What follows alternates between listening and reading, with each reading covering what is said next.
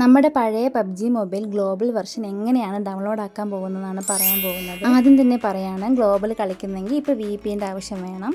കൂടുതലൊന്നും പറഞ്ഞ് ലാഗ് അടിപ്പിക്കുന്നില്ല, വീഡിയോയിലേക്ക് പോകാം. അതിനായി ഗൂഗിളിൽ കയറി ടാപ്പ് എന്നൊരു ആപ്ലിക്കേഷൻ നമ്മുടെ ഡിവൈസിൽ ഇൻസ്റ്റാൾ ചെയ്യുക.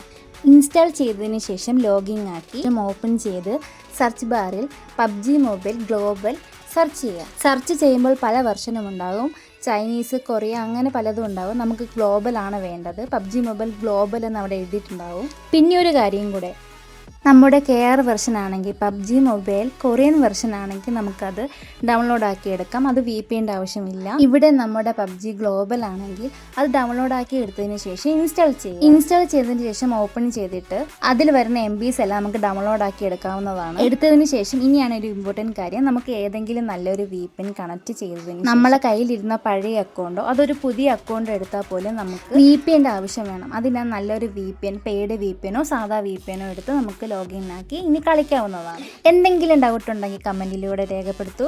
അപ്പോൾ ബൈ.